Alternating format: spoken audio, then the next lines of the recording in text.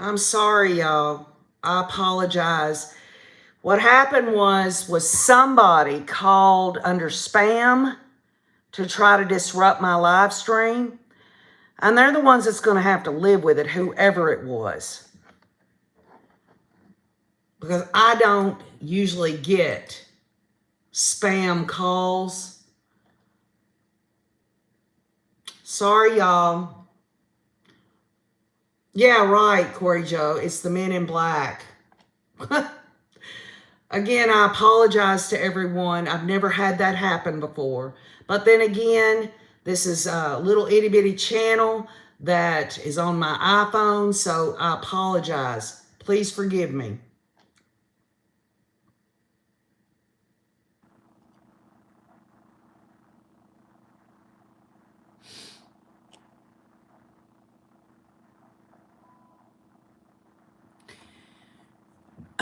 Rollins presents more photos showing damage.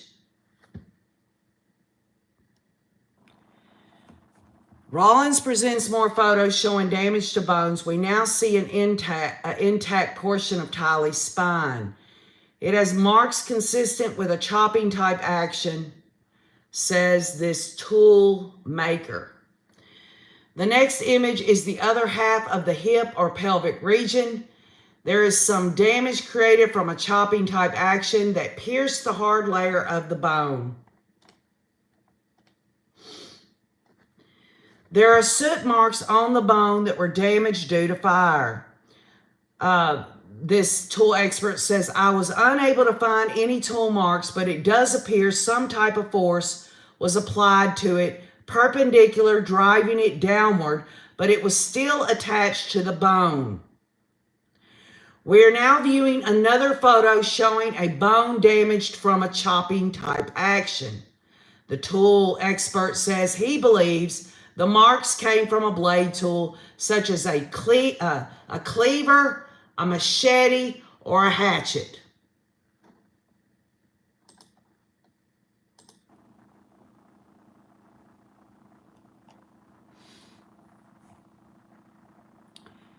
So, folks, he believes these marks came from a blade such as a cleaver, a machete, or a hatchet. They had to chop it down, don't y'all know?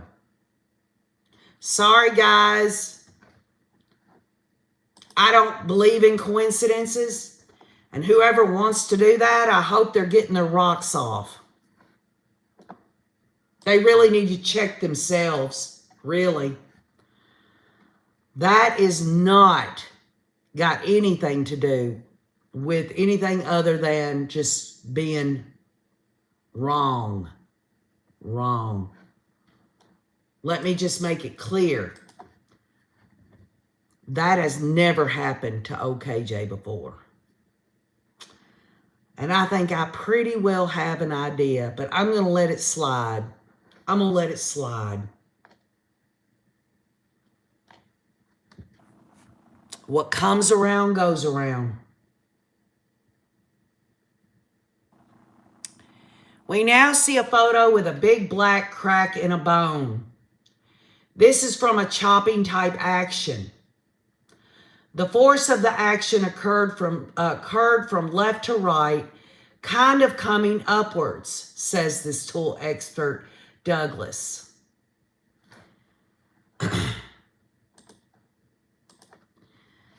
What this person doesn't realize is I know who has my phone number. And they should be ashamed of themselves, really. But you know what? They're going to come up with their own reasoning for what they do. And, you know, that's okay. That's all right. That's okay.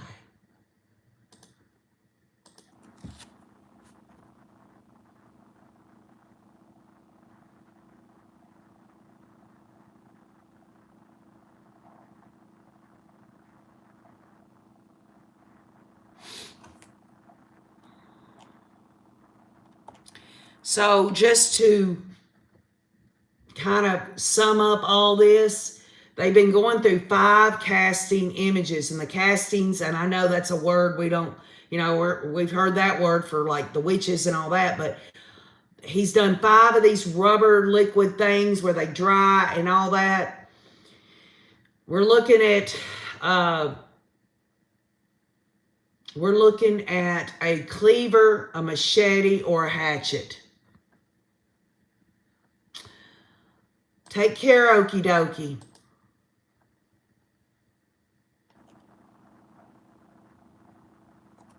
We now see a photo with a black crack in a bone. This is another chopping type action. The force of the action occurred from left to right, kind of coming upward. I might have said that already, y'all. Please excuse me. I had been distracted by people that, or a person, actually, a person who wants to impose themselves on other people for no reason at all, other than they've got issues, bad ones, and need to seek professional help.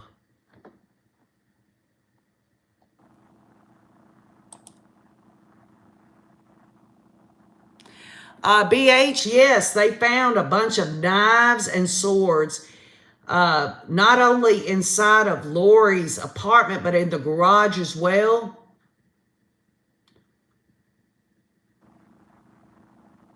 Again, just to let the Rays know on here, if something like that happens again, KJ will just keep having to redo it because nobody is going to make me leave.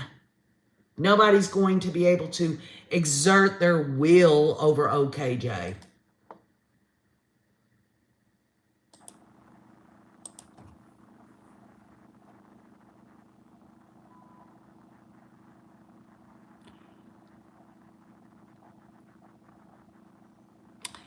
Well, somebody called in on a phone that I've never, ever once, ever had a spam call in the years that I've had this phone, ever. And as soon as that call, I went like that to not answer it or anything. That's when the sound got cut off. I guess there's someone out there that can perfect their will on other people, or they think so anyway. But let's get back to this because this is really important. Not what some of these people out here want to do. Getting off on it, really. I'm sure they are.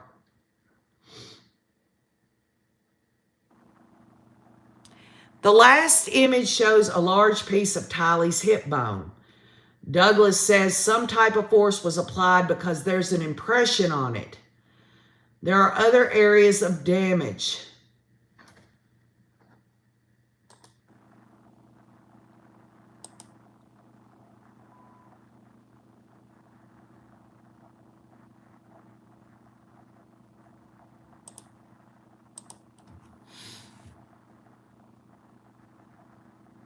Thank you, Heidi's Mine. That's a good reminder.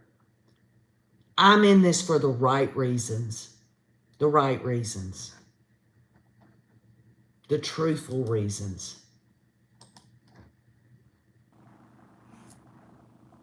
It's got nothing to do with me.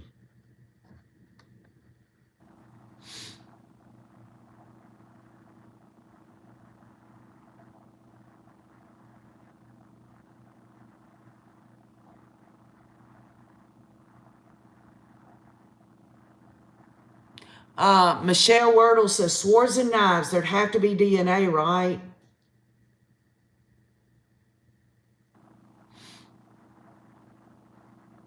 John Shepard says, we just want the hussy punished. Bumblebee says, we're here to see justice served.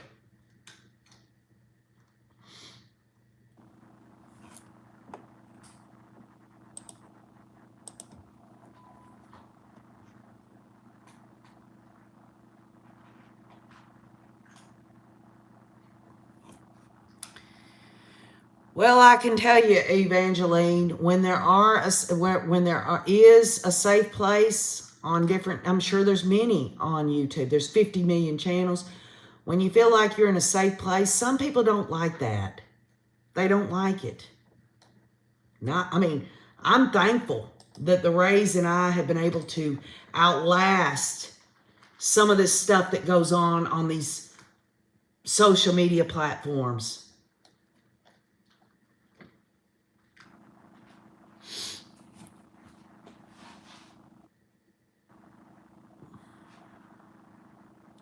We have another image displayed on the screen showing the totality of all the bones that this tool expert examined. You see both hips and the spine and the vertebrae. He marked all of the spots that were damaged, and there are a lot of them. Don't y'all know Chad and Alex? They had to chop away. They had to conceal what they had done. Y'all know it.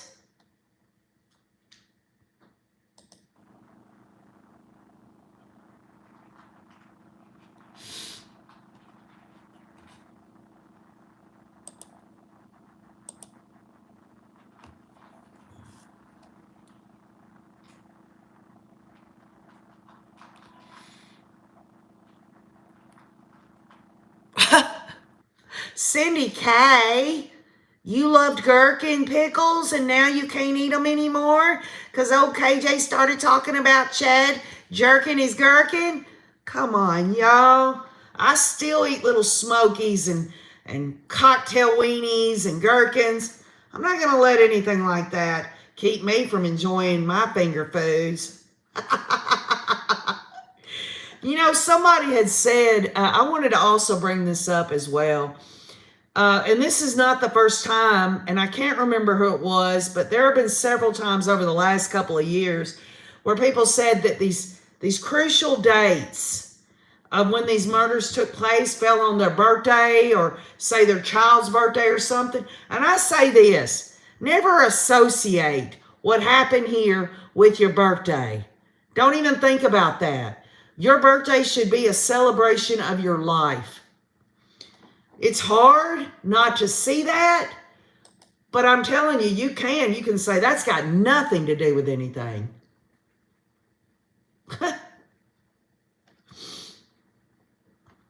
The last picture is the back side of the bones we just saw. This tool expert points out lots of stabbing and chopping type actions, marks on the image. So, what does this prove to OKJ? This proves to me that they were busy. That's what they were. They were busy trying to break down Tylee's murdered body, and they had to do it quickly. They had to do it fast. And you know, this wasn't some, oh crap, things went wrong and we murdered Tylee. Now we got to figure out how to do this. This was a methodical plan, y'all. This plan was laid out and ready to go. And Chad Daybell had all the tools available, along with the sheds in his backyard, to conceal these serial killers, these disgusting, evil people.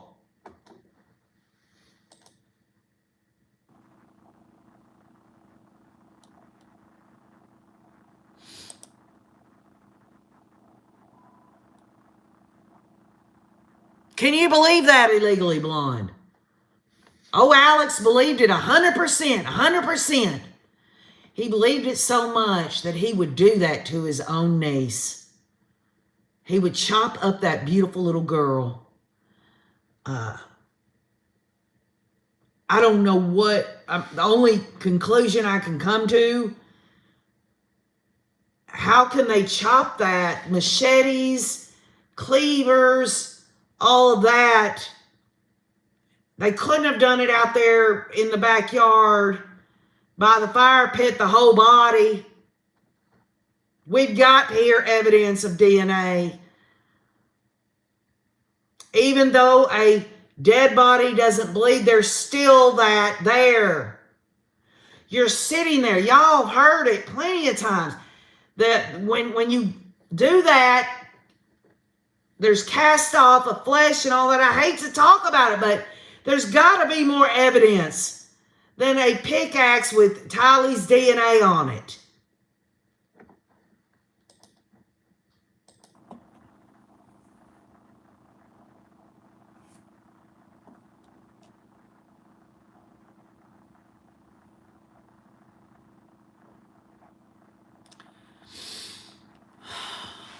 Rawlings asked this tool expert to summarize his findings. He says he was able to outline tools that could have produced the marks, but could not specifically determine each individual item. He says marks likely came from, y'all, a knife, a hatchet, a cleaver, something like a serrated, something with teeth marks, as many of y'all educated me about, a machete, or other tools.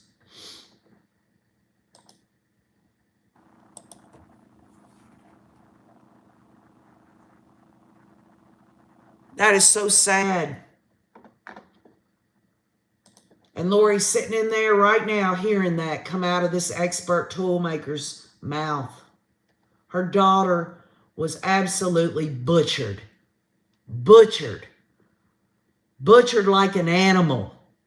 It's pathetic. It's evil. It's serial killer behavior.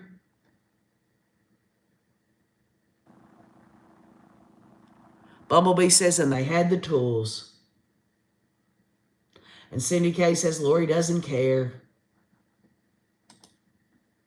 Well, I'll tell you what, Lori Hussey Daybell.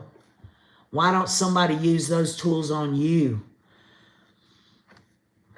They make all kinds of sharp objects out of nothing in prison. And I hope someone takes Lori on with that. A shank or something. All right, y'all. So Rawlings has no further questions, and Thomas will conduct a cross-examination.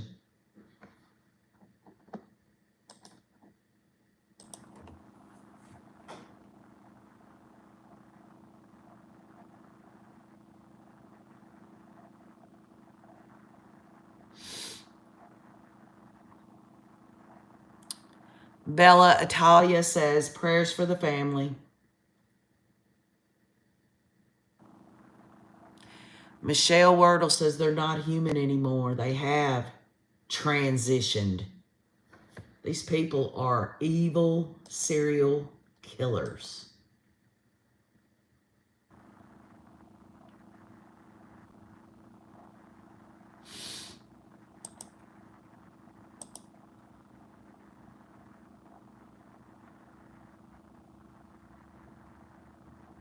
That's right, Corey Joe. Most of the women in prison would give anything to be with their children. Lori didn't care anything about her own children, and she never did. For anyone to say that Lori loved her children, she never did. She might have thought in her own psychopathic mind that she loved, but nobody loves somebody and allows them to be murdered and mutilated and butchered and destroyed. I don't give a damn what this woman thought she believed.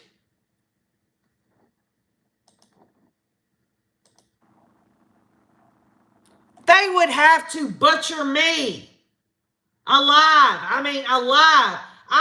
They would have to do that before they would get to my children. And I'll tell you something right now. There ain't no way that Jesus Christ would ever tell somebody to do that.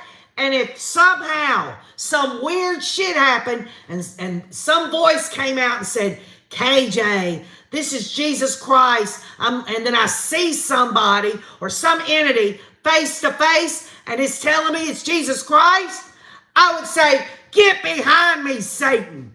Get behind me, because Jesus Christ would never do that. Jesus Christ would never appear to anyone and say, go murder your children. It's a lie. Satan is the father of lies.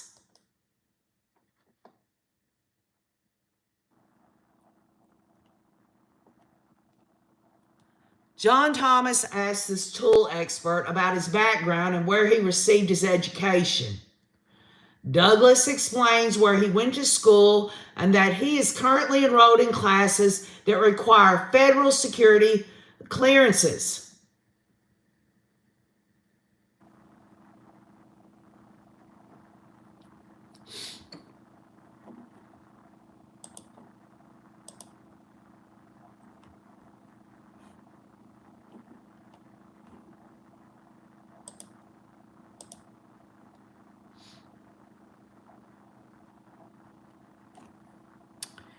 Judge Boyce announces that we're taking the morning recess for 20 minutes. So we're going to kind of fill some air with a few things. I want to remind the Rays on here of something. I know Summer Shiflett has testified a couple of days ago, but I think that I really got to thinking about this in terms of when we're looking at the reality of what we're hearing in this trial. This is going on in the present time. And with the knowledge that all the Rays and I have had to go over for the last 2 years, I think this will sink into a lot of people. I want to be able to read this out, or at least some of it anyway, until we get back. So, honestly, I don't want to sit here and talk about this testimony that we just heard because it's devastating and it speaks for itself. I don't want to mull over any of this on hatchets and all of that. The bottom line is generally speaking, these serial killers did what they did with these sharp instruments, and I don't want to have to sit there and expound on that. So what I do want to do is remind the Rays of what we have heard in the past, and maybe this will click for some. So y'all talk about whatever you want to talk about. If that is something that you feel comfortable talking about in terms of this testimony concerning no evidence of dismemberment, and the other testimony of how this expert with the tools thinks that Tylee was broken down and concealed and burned, the bottom line is I'm going toward this because I think I've gotten my view on it. And the Rays can speak with one another if they need some clarification on something that was just said until we get back from the break. Prosecutor Rob Wood says to Summer Shiflett, one's kind of running down the kids' case because they were last seen in Rexburg, or were last seen in Rexburg. Tylee was the last seen in Yellowstone. And Summer says, right. And y'all know what this is about. But this goes back to Summer and her testimony along with what was said before. So Rob Wood says, and so we were the ones that knew everything about the case. So they assigned us on that. I'm just going to tell you right now, we're going to be filing a conspiracy to commit murder case against Chad and Lori. And Garrett, the slimy attorney, says okay. And Rob Wood says, and we're not shy about that. We've told both attorneys, his attorney, Chad's attorney, keeps pretending like I've never said that. But we have to. But I kind of want to give you a little bit of background of where we are. Kind of like our kind of theory of how this ended up where it was. We know that this is not the same Lori everyone else knew. What's so strange to me is everyone we talked to who knew Lori before this, she was a primary president. She made quilts for the kids. She made everything fun, and everyone loved her, and she loved everyone, says Rob Wood. And Summer says she was a great mom. And Rob Wood says, great mother. That's what everyone says. And, so one thing I'm going to kind of ask you to consider is maybe something happened. I don't know what. I don't know if it was psychological. I don't know. I don't know if we'll ever know. But something happened, and I think Kobe, the way he said it to me, I think it's kind of the person who's in jail right now, he said, is not my mom, it's someone else. And Summer says, yeah. On the flip side of this, I shouldn't say the flip side, but I want to be clear. I'm not going to pull any punches on any defendant in this case, right? I've got my job to do. And Summer says, absolutely. And Rob Wood says, but we also want the truth and the whole truth and the context of it. And Chad Daybell, did you ever meet Chad? And Summer says, I met him once at a Preparing a People event. I went to one Preparing a People thing. And Rob Wood says, okay. And Summer says, and with my mom and husband, and I went to support Lori, and she wanted to support Melanie Gibb. So we went and met Chad after he talked for like 90 seconds maybe, if that. And then he called me when Lori got transferred to the Idaho jail. Chad called Summer. That didn't come up, did it? Did it come up in Summer's testimony? No. He texted me and said Lori wanted to talk to me. And how did Summer get Chad Daybell's phone number, really? Or maybe it was Lori giving Chad Summer's number. I'm not sure. And I was like, yeah. And then the second I hung up with Lori, he called me to ask me about bail. And Rob Wood says, mm-hmm. And Summer says, bail for Lori. So I talked to him, Chad, maybe 3 times briefly on the phone. Never a long, extended conversation. But the first thing he said to me when he called me was that he said that Lori hasn't told him very much about the kids. So there's not really much I can tell you about that. So all the way back, and this is when Chad's not even in jail yet. He's telling Lori's sister, hey, Lori hasn't said much to me about the kids. In other words, that's making Summer believe that Chad doesn't know what's going on. And here we are today at Chad Daybell's property with these tool marks, his tools. I am trying to let y'all peer into the fact that Chad was in this all the way, which we already knew. But think about how he's been the entire time. So when Chad tells Summer this about Lori hadn't said much about the kids, Rob Wood says, okay, of course he would say that. And Summer says, uh-huh. And Rob Wood says, well, welcome to Chad Daybell. So what I want, and Summer says, I have my own opinions about him. Don't get me wrong. And then Rob Wood says, I bet you he's highly manipulative. And Summer says, absolutely. And Rob Wood says, he's extremely manipulative. And you know, your sister manipulated him in some ways too. But the context for everything that happened came from Chad. Now, did y'all hear anything in the state's opening case about that at all? Not at all. Summer says, absolutely, this all came from Chad, right?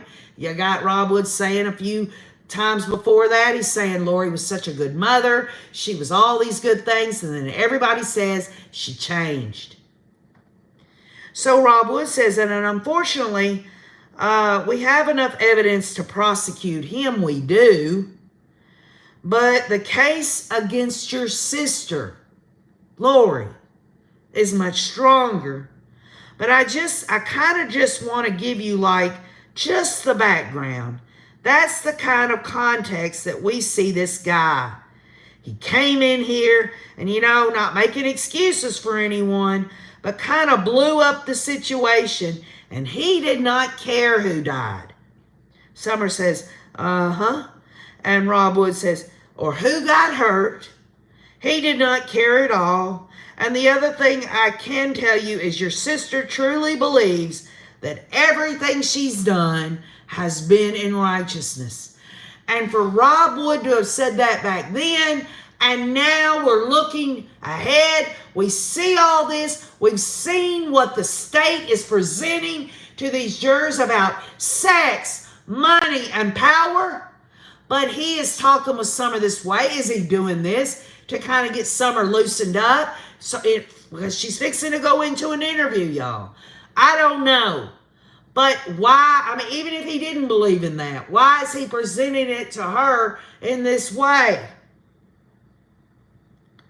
And Summer agrees with Rob Wood and says, I know. And Rob Wood says, I know. The kind of using LDS speak. And Garrett says, yeah. And Summer says, 100%. That's my interpretation also. I think she 100% believes that she's done this in righteousness. Does that sound like Lori on those 2 phone calls with Summer and Kobe?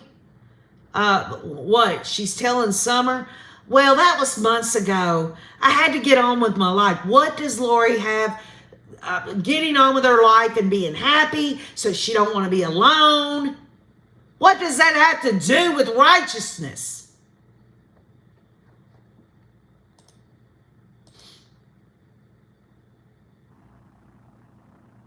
We're still in a morning recess, y'all, but I'm trying to prove a point here. Rob Wood says she believes it. And Summer says, uh-huh. And Rob Wood says, every once in a while, you'll see kind of like a crack in like a jail phone call. And Summer says, well, you've heard our conversations too. And she is speaking of the phone call that we all heard where she's going off on Lori. Because when he's talking to her in this interview, that's after she's talked to Lori in that phone call. So Summer says, well, you've heard our conversations too. You know that I get that she's not fully aware of what she's really done. And Rob Wood says, right, yeah. And Summer says, I don't think she is. And then Rob Wood says, yeah, I mean, I'm going to say this. I think she knows what she's done. And Summer says, well, she knew enough to lie about it to us. And Rob Wood says, right. Yeah, but she had the context under which it was done was this religious, just these ideas were out there. I can say this because I am LDS, had no basis in the LDS faith. You said it in her phone call to her. So he's confirming what we heard on Summer's phone call, where she tells Lori, there's nothing in the scripture that says that it's all right to harm a child. This puts everything together for OKJ. So anyway, that's kind of where we're at, says Rob Wood. And we, again, we're just really grateful for you coming in. And it's going to be hard to talk about these things. And Summer says, yeah. And Rob Wood says, we know that. And they're going to be, you're not being a person of interest. And Garrett says, yeah, well, we've had that conversation. And Rob Wood says, but part of what we need to do is understand. Well, when you have a case like this, it's not like just like a meth case. I probably had meth and nobody cares who you are. Summer says, no, there was no drugs, no alcohol. It's just, and let's stop there. Yes, y'all, if you really want to look at it, GHB. I believe GHB was used. I do. I don't believe it was naturally occurring. See, yes, there was drugs involved. And there could have very well, damn well been that GHB involved with Tylee as well. I'm not saying it's a fact. I'm not confirming that. I'm telling you my hypothesis, my theory. Rob Wood says, I said it won't be easy. I know it's going to be hard to go into that interview. He's telling Summer this. And Summer says, I was wondering if you would be willing to tell me, if you're able to tell me if there's any progress in what you know about Tylee and her death. But is there any progress in her autopsy where you understand better? And as we've gained so far, y'all, just as we thought, they really don't know her cause of death, but her manner of death was homicide. It's logical, right? It's logical. But at this time, she's wanting to know about it. And then we also, we're into this now about the non-dismemberment, y'all. According to the state, there is no dismemberment, like classic dismemberment, if you want to say it that way, in the joints. the way they're explaining this. Rob Wood says, all I can tell you, well, and she says, I mean, do you have a cause yet, or are you close to one? And Rob Wood says, she is at the FBI state-of-the-art crime lab. Unfortunately, there's a lot of diseased bodies there too, that they're going through. And Summer says, oh, I'm sure. And Rob Wood said, and so we don't know really anymore yet. We may never know. Due to the destruction of that body, and yeah, we hope we'll find out, but we may not. But obviously, we know it's her. There was soft tissue that was still preserved enough to do DNA tests. And again, people, well, we'll say the jurors and the two-party, the state and the defense, were able to see the remains of Tylee. And if these victims' family members wanted to view it, they could do it separate from the gallery. Summer says, yeah, the way you guys found them, like we wouldn't have ever known. Summer says, and I would have never dreamed that she would even hurt them so. And Rob Wood says, you know what? Everyone else says that. And Summer says, yeah. And Rob Wood says, that's what everyone says. Everyone says that. I never would have. So it's a tragic thing. And Summer says, it really is, yeah. And Rob Wood says, but I just want you to know how grateful we are. I know you don't have to talk to us. And so we're just grateful that you're willing to help us in this way. And it's like, I'm sure, kind of difficult knowing that they're also asking you information that's going to help them in the case against your sister. And nothing, y'all, is more damning than these people that are testifying. Summer's testimony, that audio call seals it. It was sealed after the first week in my mind. But you just think of what them jurors had. Summer's testimony was damning. It really was.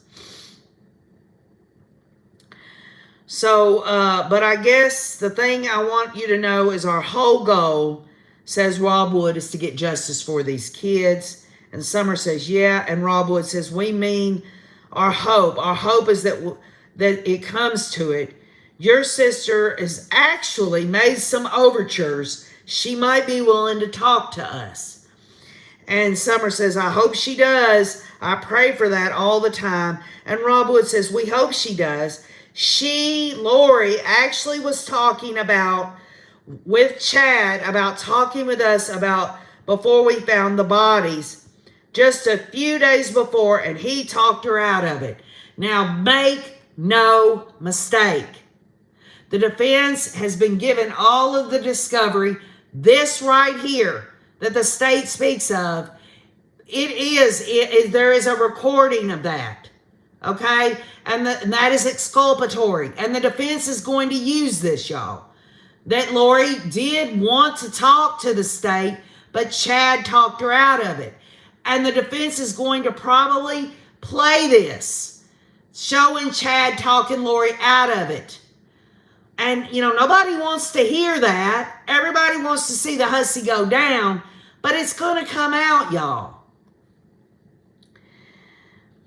And then he goes on to say that it's too bad that that Chad was able to get to Lori and talk her out of it. He said it would have been better for her to tell us. Y'all know that the defense is going toward this whole idea. Even Rob Wood's talking about it. How she changed when she met Chad Daybell. Rob Wood said, I mean it. We were actually just finishing up our warrant on the date she said that. Okay? And how did Rob Wood and them know that Lori said that? It's in a recording, y'all. She's talking to Chad, and Chad is talking her out of it. And Chad and Alex are the ones, as we are currently finding out, are the ones that chopped up Tylee. Done these things to JJ. And I believe Lori was there when it was JJ. That blue blanket, y'all, it speaks volumes to me. He says, we were just getting ready to go out that day, y'all, when they found the kids' bodies. He said that would have been even better. And he, Chad Daybell, talked Lori out of talking to us. And just keep this in mind. Summer's phone call with Lori before this, when we heard that phone call, she said, you better come up with an explanation, a public explanation. So perhaps Lori was trying to take Summer's advice before Chad talked her out of it.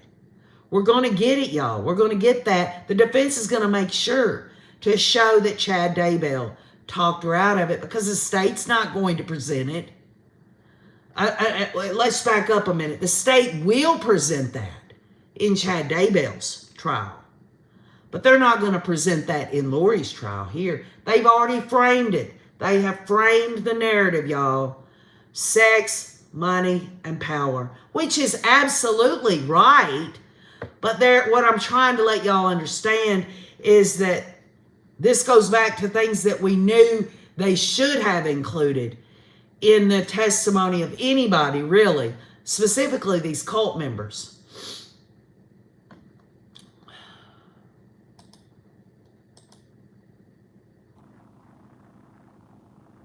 We are still in a 20-minute recess.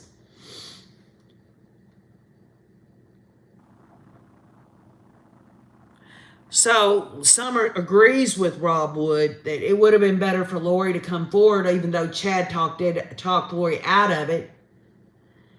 And then Rob Wood says, and the night before she says to him again, like the night before, y'all. He's talking about the day they went out there and found the kids' bodies. But he's also fixing to say another time that the state, Rob Wood and them are aware of, was the night before the bodies were found. He says, and the night before she says to him again, like he would do, she was saying, what do you think, Chad? What do you think I should do, Chad? And he uses this kind of, I call it spiritual abuse, spiritual manipulation. So is it logical? For Rob Wood, he is confirming that the night before the children's bodies were found, Lori, not only the day the kids were found, she's wanting to talk to them, but the night before, she's saying, what do you think, Chad? And what is Chad Daybell, according to Rob Wood, is saying? That he's using his spiritual abuse on Lori. And y'all know it's got to be, you can't talk to the dark canes, or in their code language or something. Talking her out of it, using spiritual abuse. Maybe even saying, I am the one that sees beyond the veil. I am the priesthood holder. These people don't know that this was ordained or whatever. He's using spiritual abuse on Lori.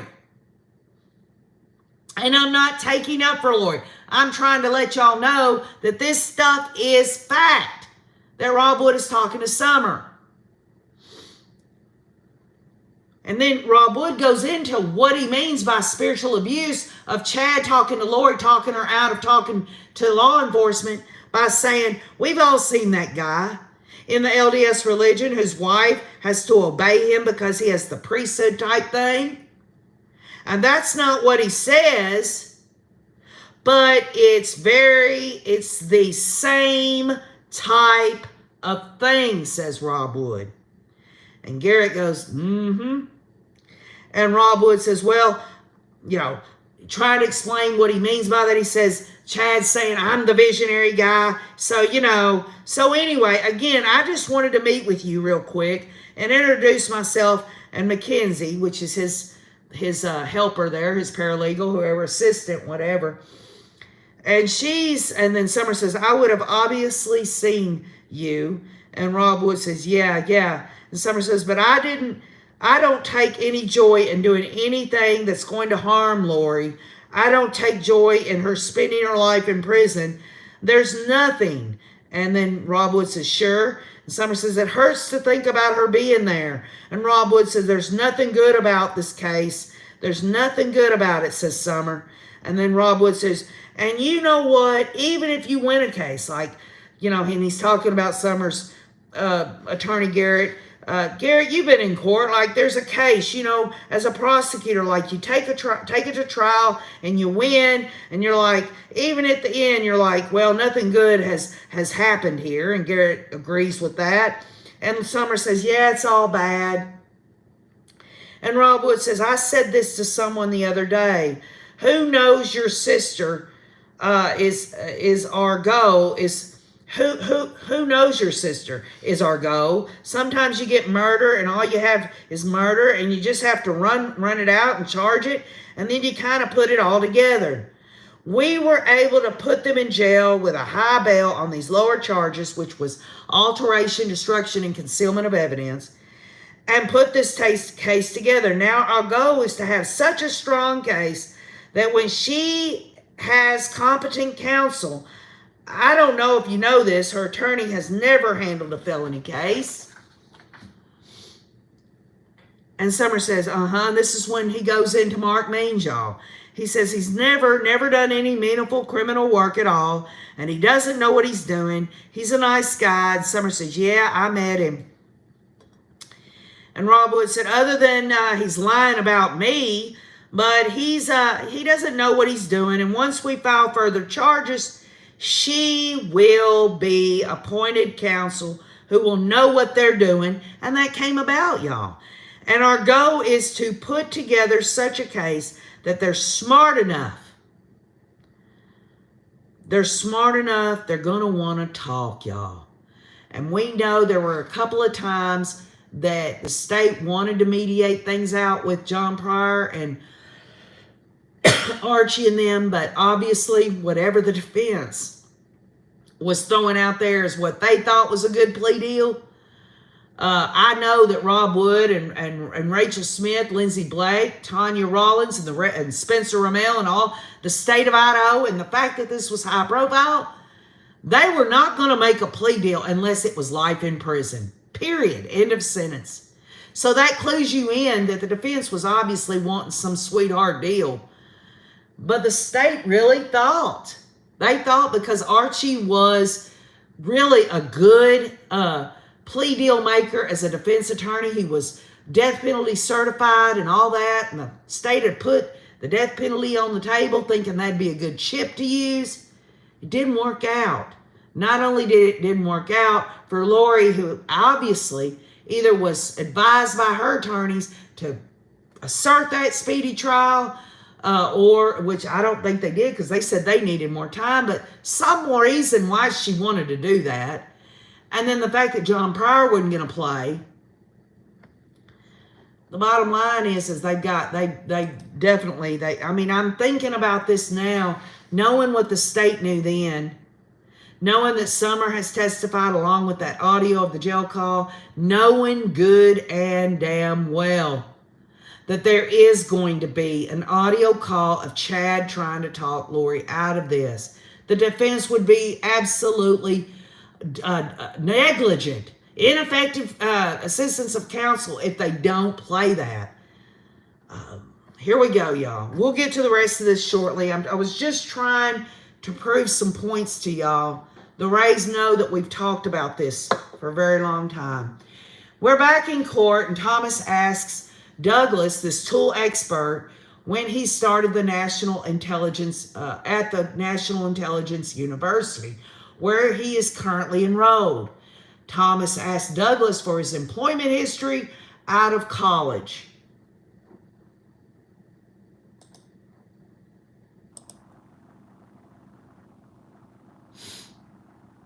Hello, P. Vakro. Hi from Russia.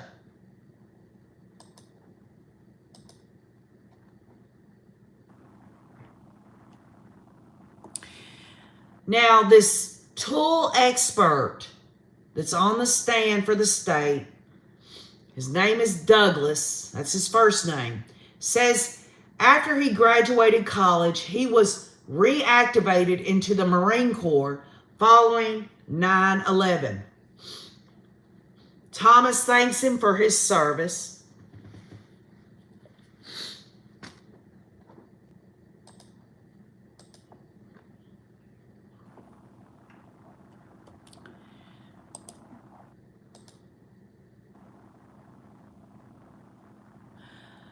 Scarlett Dale, yes, they did. The one where Melanie Gibb did the secret recording, that was played in court. Yes, it was. It was as Melanie Gibb was testifying, I believe.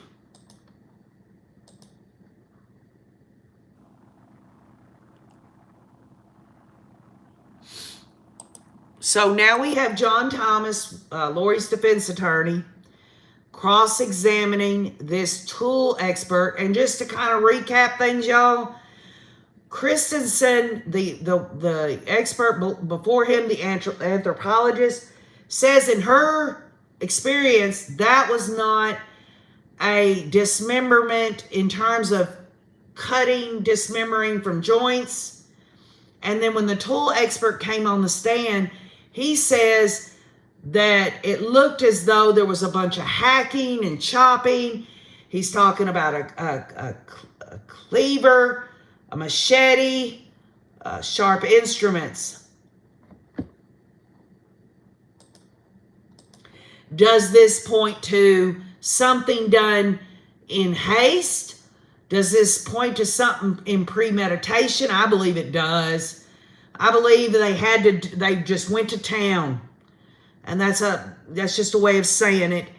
They were very quick to start hacking it up, to get it concealed and away from what they did. Now, this tool expert says examinations similar to this case are infrequent, and he has maybe done them 5 to 6 times over his career.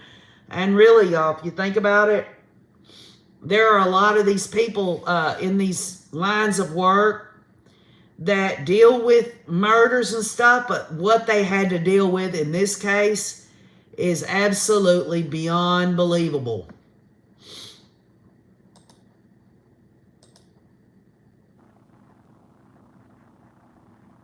Right, Kathy Barella.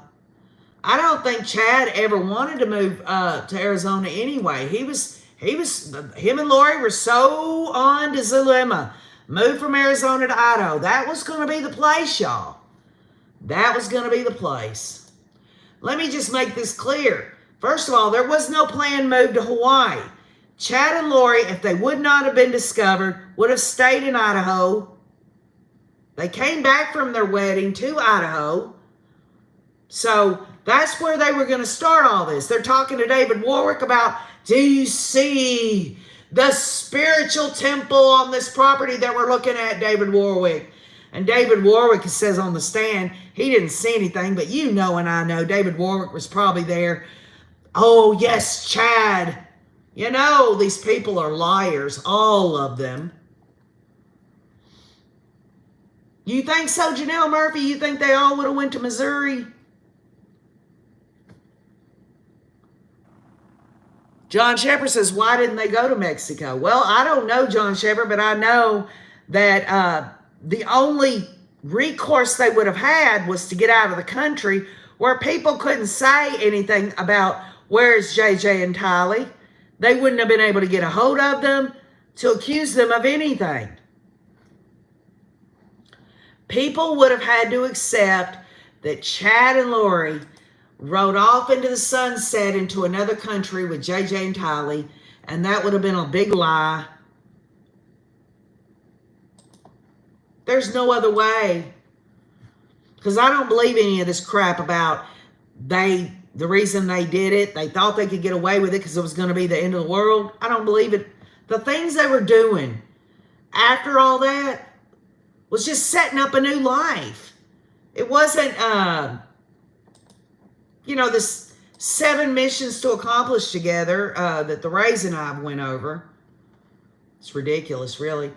Douglas, the tool expert, says he tries to use tools to replicate marks on other types of materials. He used replicas of knives, hatchets, machetes, and a lot of different tools to determine what was used in this case.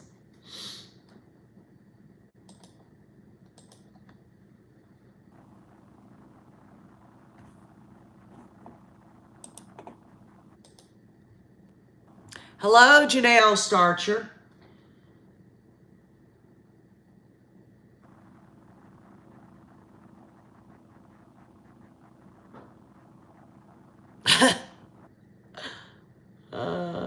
Yeah, we're all back after being knocked off the live stream, y'all. I apologize for that. I really do. It's never, not one time, ever happened like that before.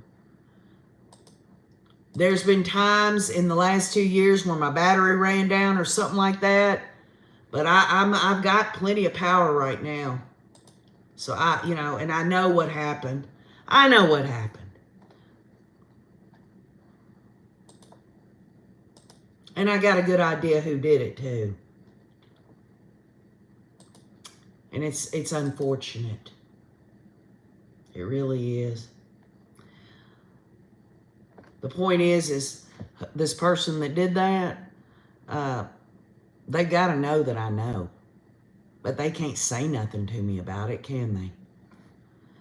None of the tools seized from Chad Daybell's property were used in the testing. This is what John Thomas has gotten out of this Douglas guy. He says no tools were submitted to the lab.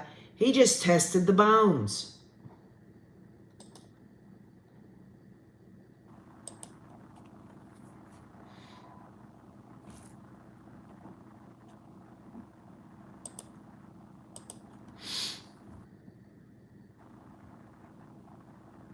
And I don't know that they would have done that, y'all. I mean, the tools in chat, especially, let's just take, for example, the pickaxe. They had it tested. It had Tylee's DNA on it, okay? Would they have really given that pickaxe to this tool expert to use it and make marks to see if it would do that? I mean, that's evidence that could be messed with, I don't know. Maybe, I mean, I'm ignorant on all of that, so I'm not really sure how that would have gone.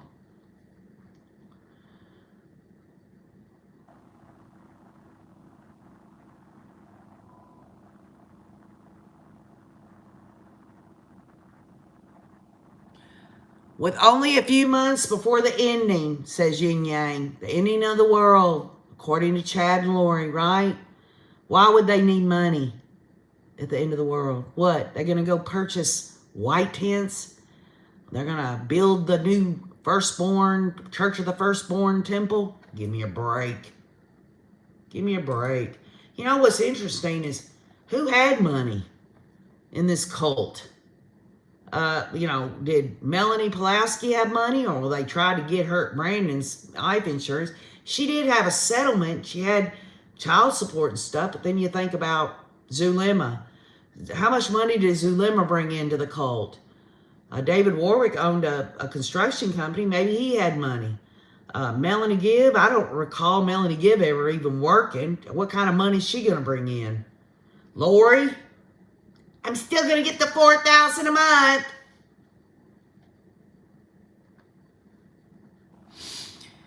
Now, this tool expert says it would have been helpful to have tools to analyze.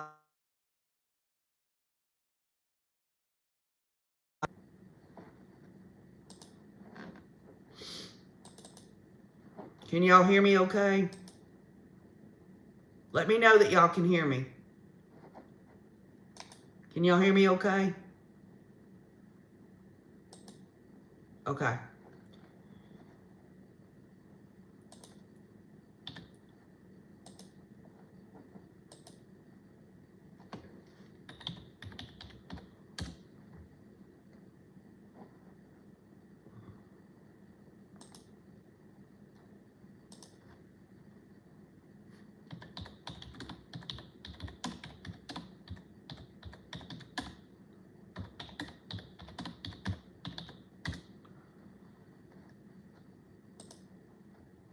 All right, y'all.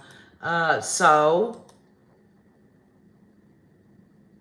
we are still in cross-examination of the tool expert. The tool expert said, yeah, it would have been nice to have those tools of Chad Daybell's.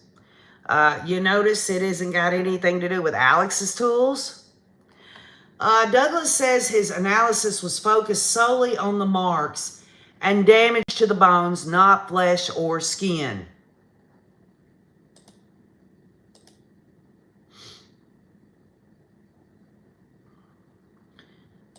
So John Thomas is bringing out,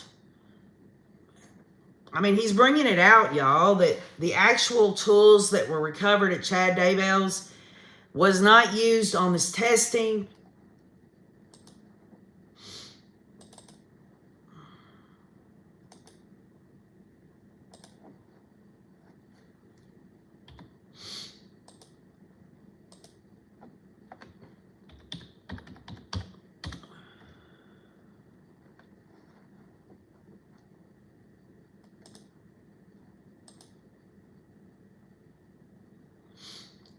All right.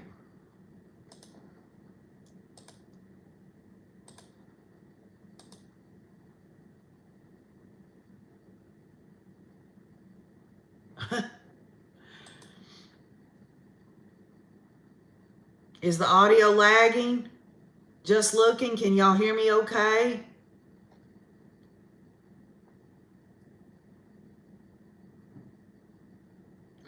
Okay, so Douglas says his analysis was focused solely on the markings and damage to the bones, not flesh or skin. And I don't know how that he would have been able to know anything about the flesh and skin that was left over of Tylee, because it was mixed up with mud and rock and twigs and dirt. Thank y'all.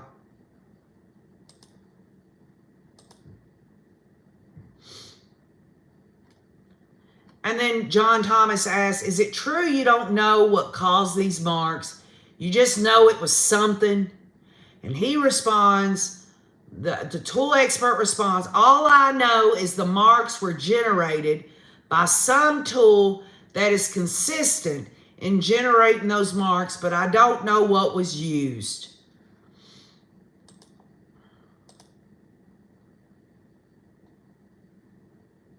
Does that make sense to anybody?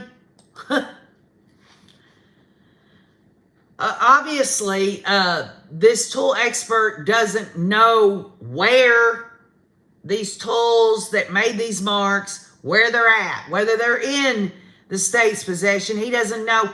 He's just saying that it was generated by some tool that is consistent in generating those marks, but I don't know what was used. In terms of, he's not saying I don't know that it wasn't a machete or a knife, or he's already said that's what he thinks, that those were cutting things, and a serrated, which y'all told me was like a saw or something.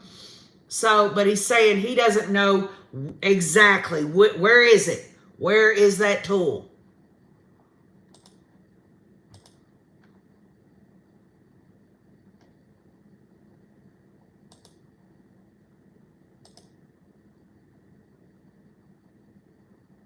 You think, Laura Nelson, you think that they'll clear that up for Chad's turn?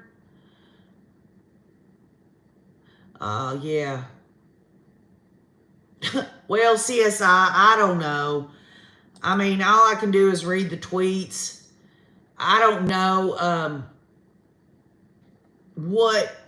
like when I read them, I am absorbing it, but not completely. I don't really get a full deal with that until I hear the audio later in the evening. And you know, there's certain things that jump out at me, and sometimes it's just blank. You know what I'm saying? I'm like, okay. Stacy B says they need someone to say these tools were used and found here. And I agree with that. That's very articulate of you, Stacy B. That's what I probably should have said. Right. Well, no, it's me, CSI. It's not you at all. I hope so, Jay Hughes. I hope that's what they'll do.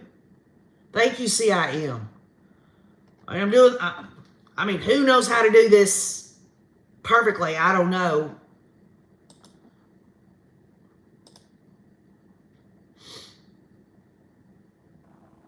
Right, Kelly Fitzgerald. What other defense does Chad Daybell have but to blame it on Alex and Lori?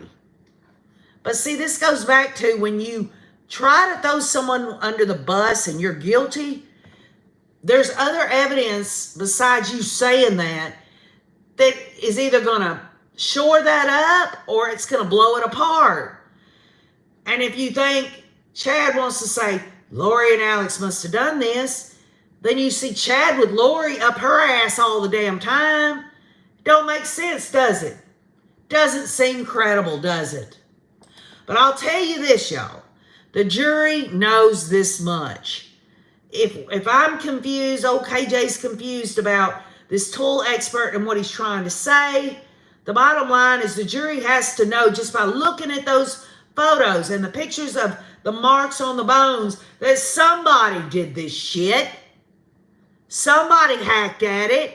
Does it really matter what tools were used? Yes, we'd like to have the tools from Chad to even blow his ass out of the water even further. But the bottom line is, regardless of the tool, they did this.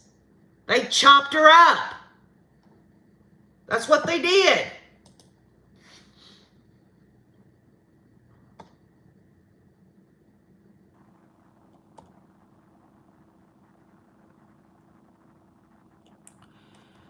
This tool expert says a lot of disciplines exist in the FBI laboratory, and they try to help as much as possible, but they're limited based on the evidence given to them. So John Thomas is trying to do his job by showing here that, and it's what I see is, well, how can you sit here and say this if you're not even saying this was Chad Daybell's tools? He's doing what he's doing.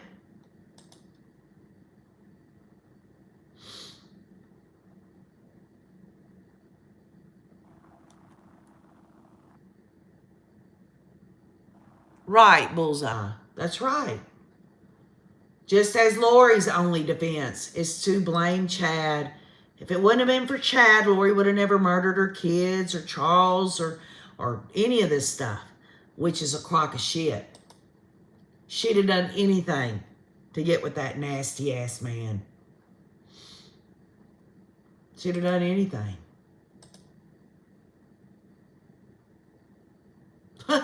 Kelly Hawkins, Stone Cold Steve Austin. Well, I'll tell you what, somebody needs to damn pull a suplex on Lori in prison. Do a power, a pile driver on her. I actually could picture that, and it gives me the warm fuzzies thinking about it. Now, Thomas asked for clarification on the difference between the stabbing and the chopping tool marks. And Thomas says, I'm a little confused which is which. And this tool expert says, in the stabbing, the energy is being transferred from the tool to the surface and is focused on a very narrow area. And that makes sense, y'all. When you stab something, it's a narrow area that even if you plan for it, you're going right to one place. But a chopping, you're sitting there a while, y'all. You don't know exactly where it's going. You're just chopping. And then the chopping action force is being applied over a long access area. And Thomas has no further questions. And thank you, Lord Jesus, for getting us past this.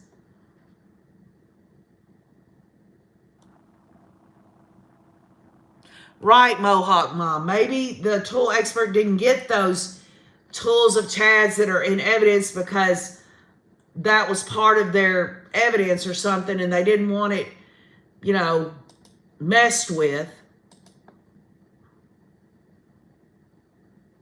Just Looking says John Thomas needs to go look for more. Go look at more TV.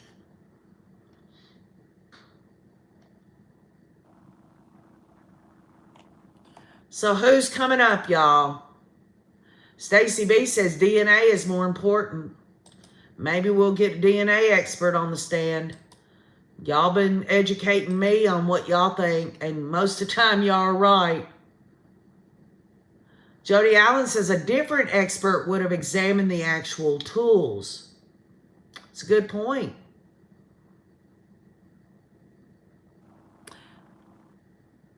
The stunner, says Little Bronze. Oh yes, Lori's going to be stunned when she goes to prison and realizes that she is fresh meat to these prisoners. So this tool expert is over, and he is released from the stand. And it is 11:12 p.m. in Idaho right now, y'all.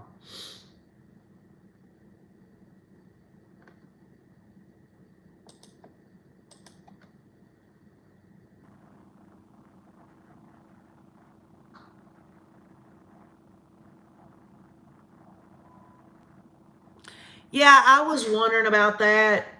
Why they wouldn't have provided this tool expert with Chad Daybell's tools. But wouldn't it seem even if he did the test on it, John Thomas could come out there and say, well, there's been some disruption in the evidence because you're actually using the tools. Like I can't think of the word. What am I thinking of, y'all? Where if he was to use the actual evidence of Chad's tool, then it doesn't make it as, you know what I mean? I don't know what I'm trying to say. Contamination. There you go, Rainy April. Thank you. This is just an example, one small example. Rainy April answered the question.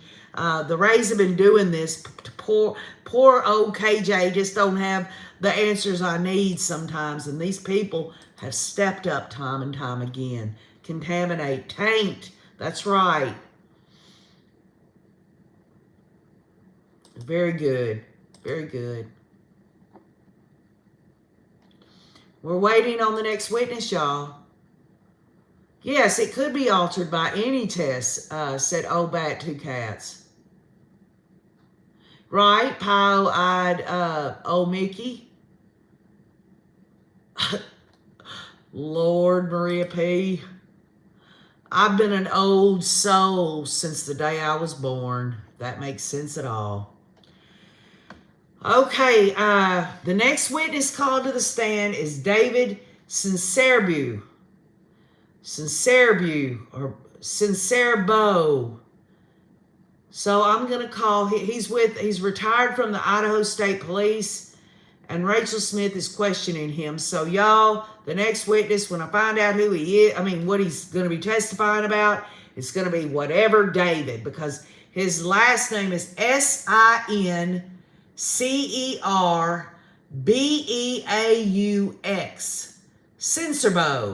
Sincerebo, maybe? I've never heard this name before in this case.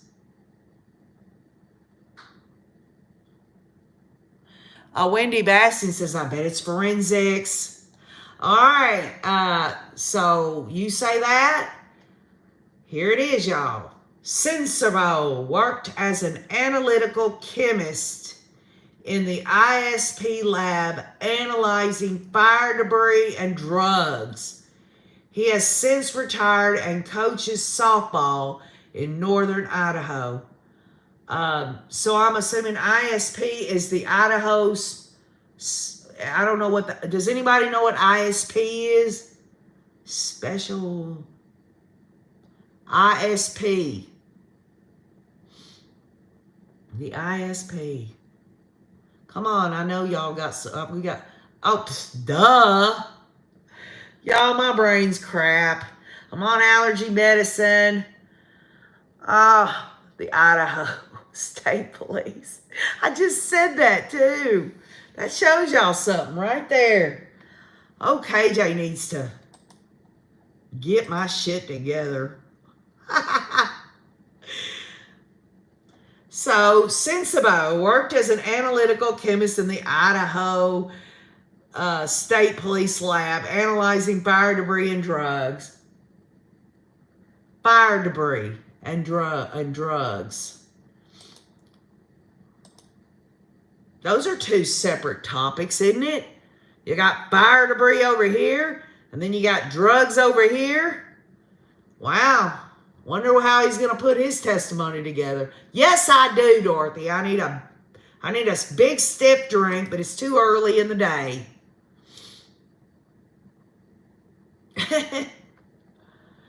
Okay, here we go, y'all. Sensibo, I don't know if I'm saying his name right, y'all, but I'm just going to say Sensibo has examined tens of thousands of items affected by fire during the course of his career. So I am assuming, y'all, that items that are affected by fire, he must have looked at Tylee's remains. It's the only thing I can think of. What else could they have burned? Tina Reddington said yesterday that Tylee's clothes could have been burned in the burn pit. Maybe he would be talking about some of that. Maybe there's other evidence that was burned up in that pit besides Tylee's body. We'll find out, won't we? It's 5 o'clock somewhere.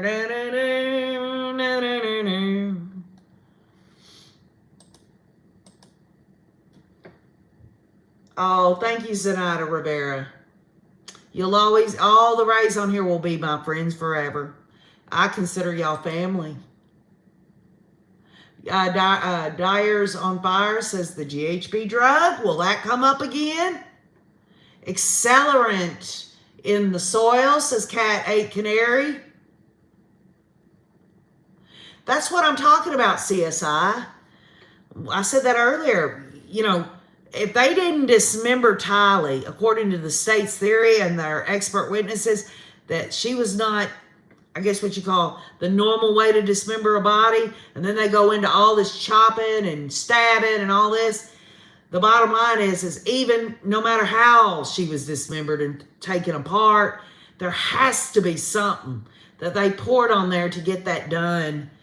Because think about it, y'all. There was nothing left, hardly. Okay, y'all, listen up. Sensible recalls testing a pint-sized can containing decomposing flesh and other debris collected from Chad Daybell's property. Y'all are so brilliant bringing this up. This has to be what it is, y'all. This has to be what it is. It's one thing to have to realize the instruments and tools that were used in what they did to Tylee. And like I said, some of these things you can't help but visualize when you think of Chad and Alex. But now you've got to look at what they could have been doing during that 2.5 hours that Alex was there. And when Alex left to go to Del Taco, Chad still must have been doing this stuff. I mean, for goodness sake, y'all, how long does it take to do that along with concrete in the grave in the pet cemetery, along with a roll of bricks? We're fixing to find out something, y'all. Yes, Michelle Wordle, when you say connect something to Chad, if this guy's talking about, oh my gosh, oh, here it is. That he's saying that he tested this pint-sized can of decomposing flesh. That can contained gasoline, y'all. It was gasoline. And as many of y'all know, when you light gasoline up, it's like boom. You know, I live out here in a rural area. When we burn like old limb debris or whatever, because we have a large wooded lot, we use diesel because it is flammable, but it don't go woof. You know, like gasoline. Well, he's saying this contained gasoline. And this goes to my point that if they used gasoline, then these things were going woof. And these neighbors, folks, yes, you're right, Saltina.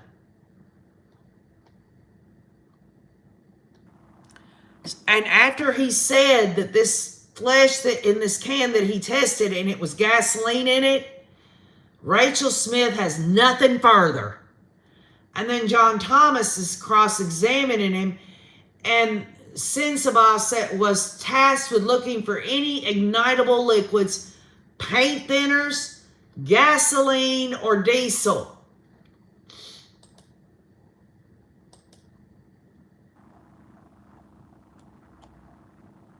So this also moves forward into this whole stupid thing that Chad Daybell was talking about. Oh, I had to burn Lindabury because of the coming storms. Y'all, that man is, and he's not even a man. He is a monster, a freaking serial killer. He's a disgusting slug of a man. And not to make fun of slugs or say anything bad about slugs, because I'll tell you what, you know the slugs I'm talking about that leave the slimy trail, you know, out here in nature? They're better than Chad Daybell.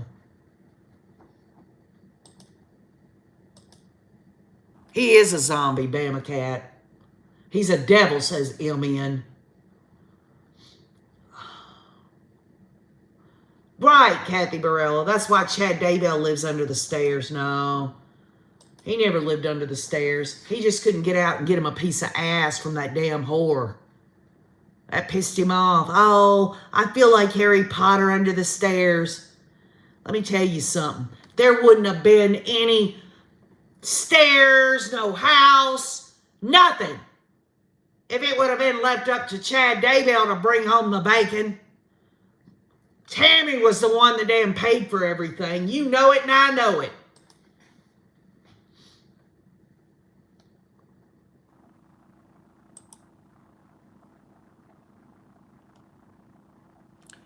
Thomas asked Sensabaugh how full the pint-sized can was, and he says he doesn't recall, but says they normally want three-fourths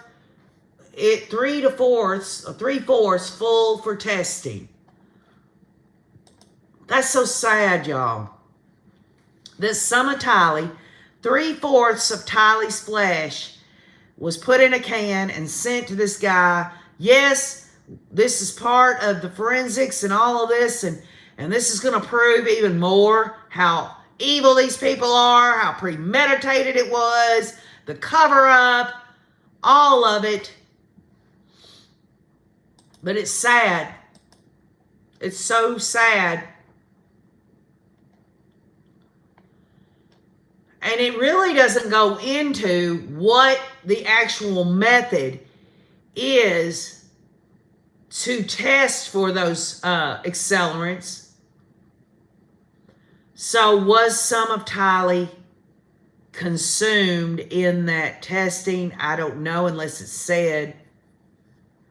I think I recall that they test for accelerants by putting something in a can, and then they put like, I think what they do is they put like crazy glue or something, and then all of that gets put in there, and then they put it into a machine that tests these levels of what that is, and then they can make a decision on what accelerant it is.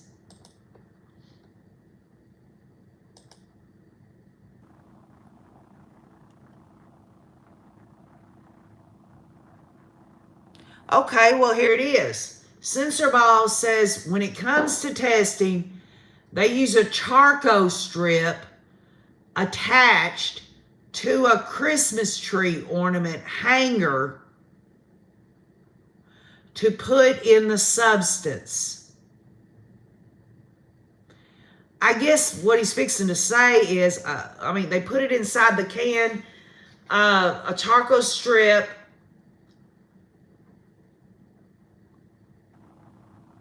part, like a strip with a Christmas, like a metal Christmas ornament hanger. They shut the lid and then they heat it.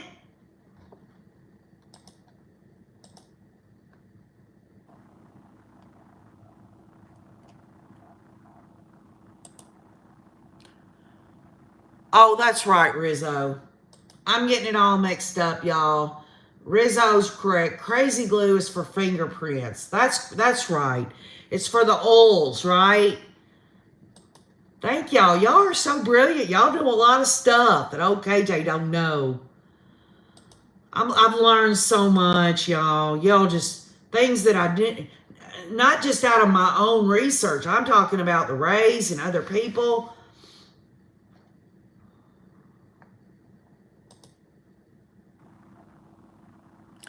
The charcoal strip would absorb fumes, says Wendy.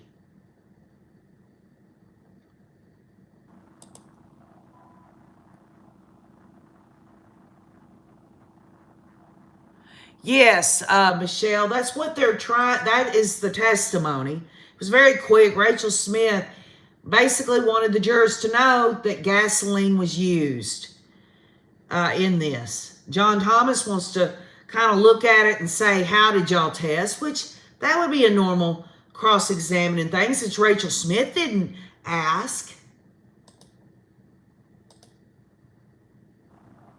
Super glue vapor, says Hebooks 62.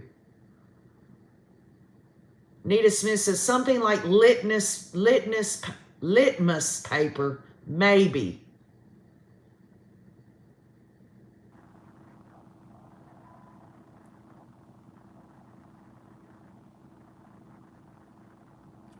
Yes, Susanna, if you use an accelerant, you might get the bones burnt. But obviously, y'all, it takes a lot of heat to burn bone. And as we know from the past testimony, Tylee's skull, there was all kinds of bones. There was even some of her organs left. Excuse me. Now, Sensible gives a very scientific answer as to how the testing is done to determine whether gasoline is in the can. His explanation includes words I've never heard, says Nate Eaton. And if you're really interested, you should listen to the audio recording later tonight, which most of us will. So Nate is letting us know these high dollar words, I call them. KJ, sometimes these big time words, I call them the big high dollar words. Nate's not going to let us know that. So we'll have to listen to the audio later to get a complete picture on the testing. They're scientific terms, and usually scientific terms are pretty big. Okay, so John Thomas has no further questions, and Smith has no redirect, and Sensible is excused. So we know in this situation that what the state has been presenting today, ending with the morning with Christensen, and then this tool expert, and along with this expert in accelerants and stuff, is number one, this wasn't your normal dismemberment. Number two, there were multiple tools used in this taking apart of Tylee's body. And number three, the gasoline was used in burning Tylee up.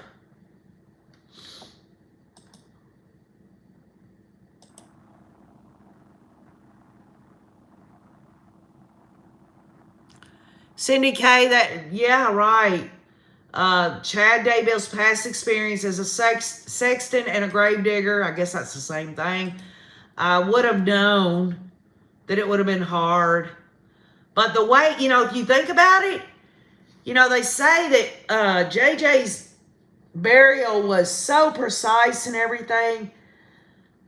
But if you really look at it, what they did, even if we don't know all the tools that were used, we know there was a lot of chopping and stabbing and this beating down in the pelvic area and all this stuff. I know it's hard to say it, but I got to say it.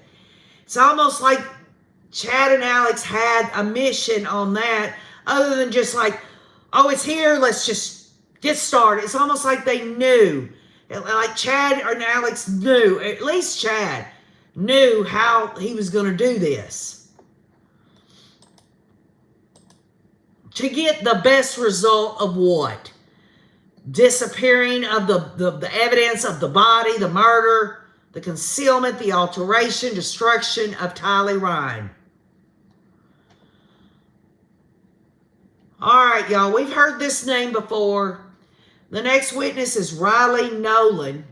Nolan works at the Idaho State Police Forensic Department. She is the lab manager, and Rob Wood will be questioning her. And the reason we know of Riley Nolan, y'all, is because she was also at Chad's preliminary hearing. So for those that don't know who this is, she is with the Idaho State, the ISP, y'all. What KJ didn't know what ISP stood for. The Idaho State Police Forensic Department. And she is the lab manager.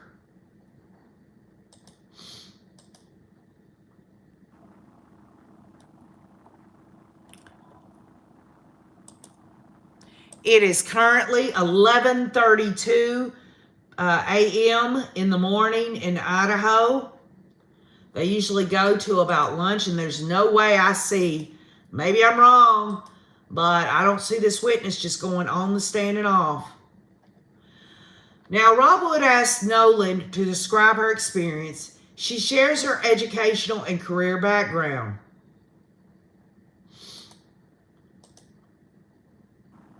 Tara Satmeyers, the kids are still in freezers.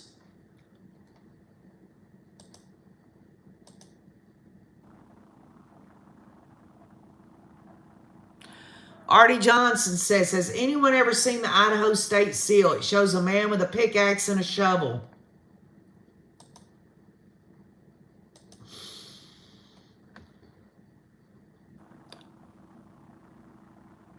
C. Peep says, Chad, check the wind direction.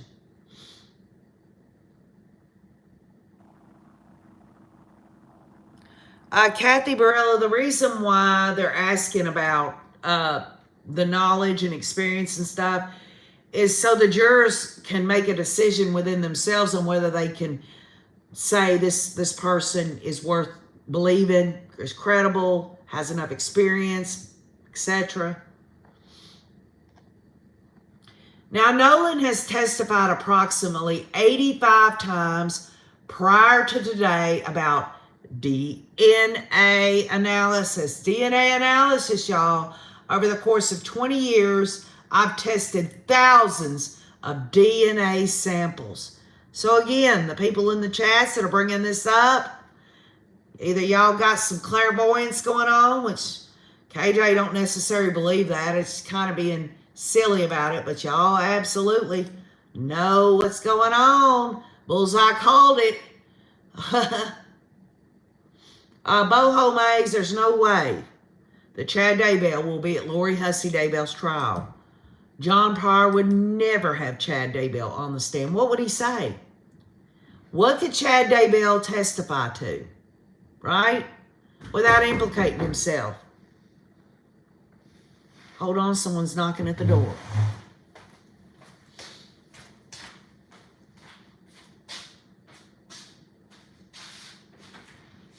Yes, sir, girl. How you doing? I'm on the live stream right now on the computer. Okay. Could you give Wayne a call for whatever it is? I'm live. I'm like, there's about 1,000 people on the line. Okay, I right got now. a Lex. It's a Zoom call. I want Wayne to look at. Do you have his number? No, I don't. Okay, it's Have you got a pencil and paper? yeah. Let me get it real quick.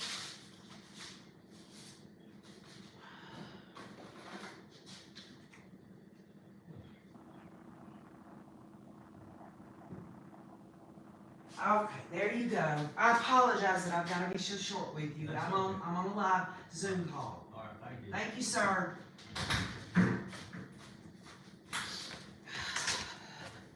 People show up at our home because my husband is a general contractor. He's also a licensed electrician. He's a licensed plumber. And people come here and they just out of nowhere show up, knock on the door, just like what yesterday or whatever. They come here and instead of, you know, I mean, it is what it is. I apologize, y'all. I apologize. But it's my life.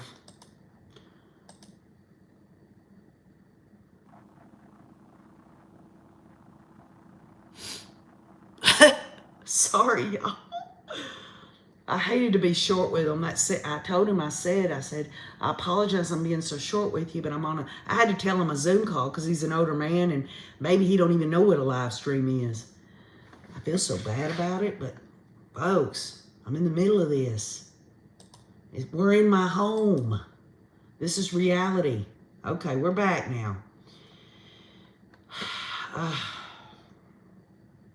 Nolan explains what DNA is. Half comes from your mom and half comes from your dad.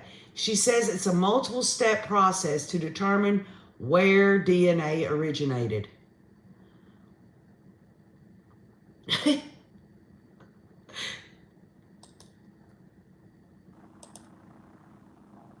That man owns half the county. And I was just short with him. I hope Wayne, he doesn't say anything to Wayne. I don't understand why he ain't got his number. He's talked to him on his phone before. I don't know why he ain't got it on his. It is Mohawk Mom. It is. It's my office too. Trust me. I got to do payroll. I got to do contracts, bid estimates, itemized sheets, the whole damn 9 yards. We've got several job sites right now, today, going on continuously. I can't do that. I should put a sign up, but now multiple steps are taken to ensure the process of collecting DNA is done correctly. There are controls built into the system to make sure it works, says Nolan. No, let's see. Yeah, okay. I'm making sure that I read that one.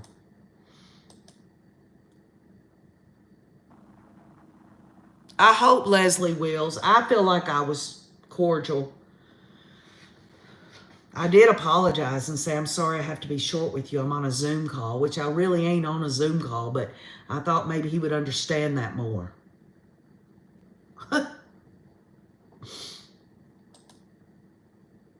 Casey says, big hugs. You're a trooper, KJ. I'm trying, y'all. I'm doing it for the Rays. Now, the labs are bleached down. Lab coats are worn. Hair is pulled back. Each item is tested separately, Nolan says. The Idaho State Police Lab is an accredited lab. And this goes back to the word that y'all used earlier with me, contamination, tainting, things they don't want, stuff like that. So they have these controls or these procedures in the lab. I'm sure many of y'all already knew that, but I'm just trying to say it out loud to where I can also learn something as well.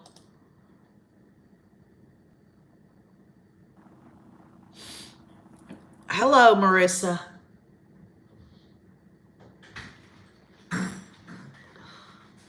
Hey there, buddy. My son just walked in. You want to come say hi to my people? No, You don't want to? I don't look good today. Oh, he don't look good today, he says. He's not going to. That's my son, CJ.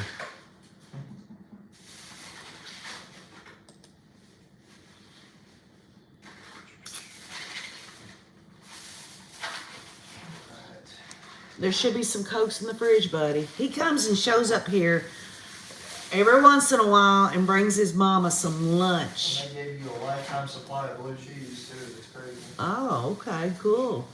He says that I got a lifetime supply of blue cheese dressing.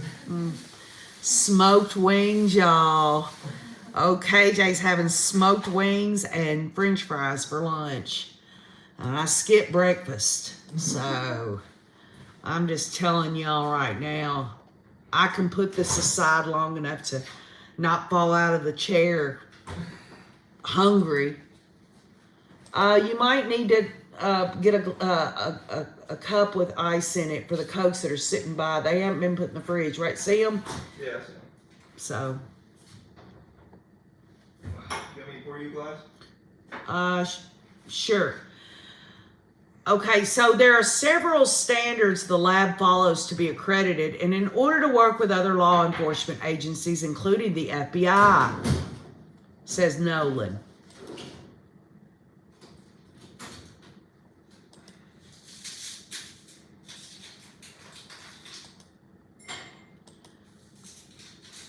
Margot Jones, we don't know. All we have is that last photo of Tylee at Yellowstone National Park. Was she wearing those clothes when this happened to her? I don't know.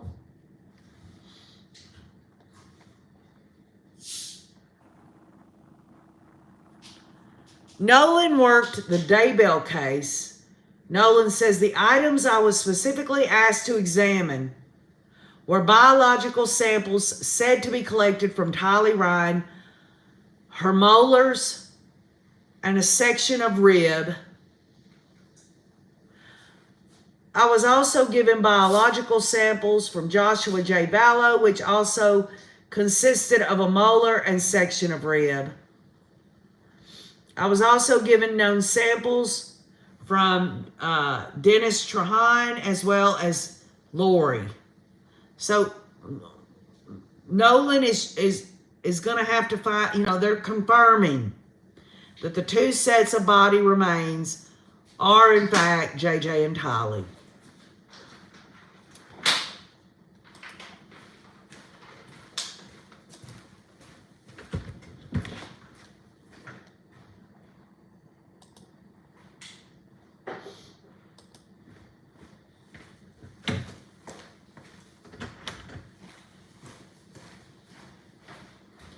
Liza Joe, not much of their religious plan or motive being mentioned.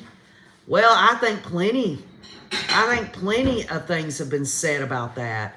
When you got fire and bindings and zombies and the fact that they were able to bring in prior bad acts through the 404B rule there of Charles Vallow and all of that, showing the pattern, I think they're showing quite clearly.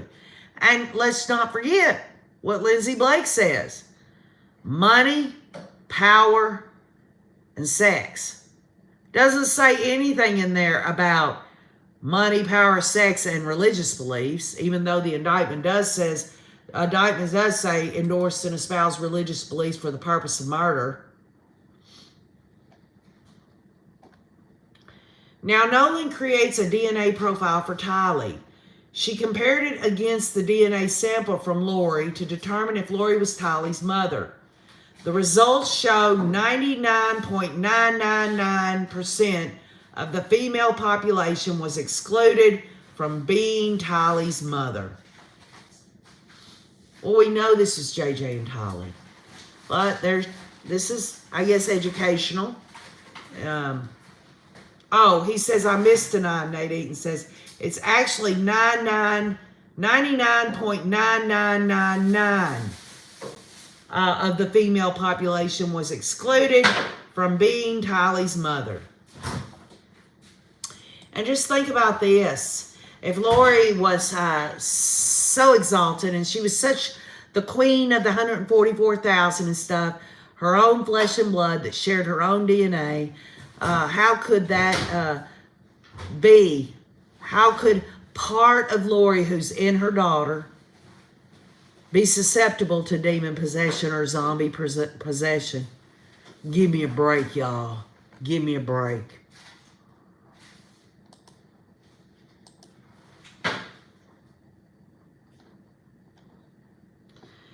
It is 2,528,000,000 times more likely that Lori is the mother of the deceased individual as opposed to another randomly selected woman from the population, says Nolan, based on the the tooth tested from Tylee's body. Julie Coe says, hi, CJ.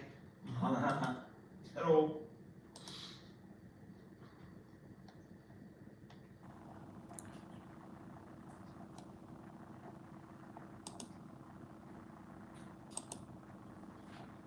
I just separated your 12 and my 12. Mohawk Mom says, if Lori thought she was a god, she would not have DNA. Ha! Good point there, Mohawk Mom.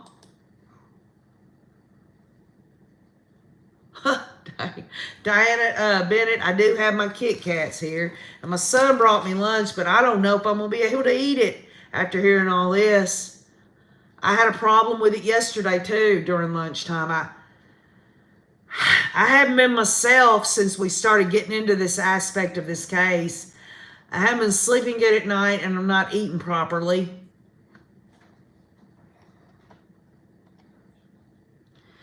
Nolan says JJ's tooth sample was different than any she had seen previously.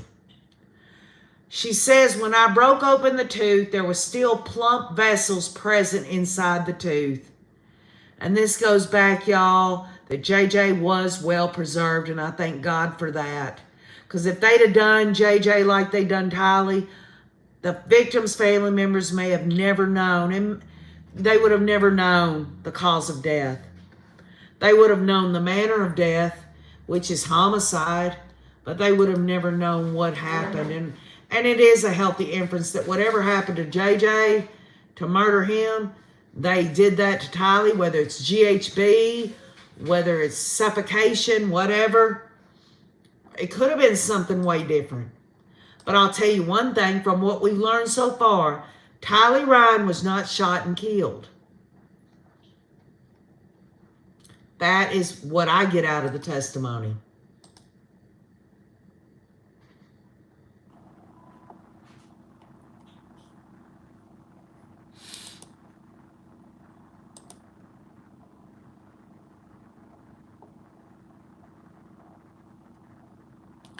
The state has no further questions for Nolan, no cross-examination from the defense, and the witness is excused. And why would the defense cross-examine them? DNA is going to nail her ass to the wall. That DNA stuff is precise. Thank gosh I don't have to sit and listen to that anymore.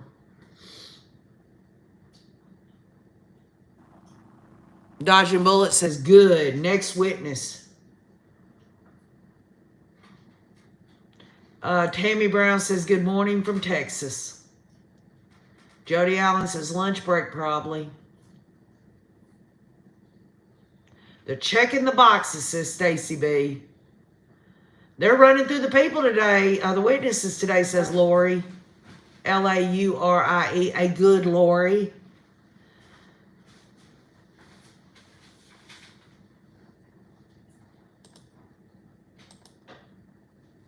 It is, Denise. It is hard to hear. Okay, y'all. They are taking their lunch. We'll see everyone in an hour. Thanks again, y'all, for hanging with me when we got bumped off the live stream. Get your chores done. Get you some lunch if you can eat. And we'll see you here in an hour, all right? I love you all. And keep on looking.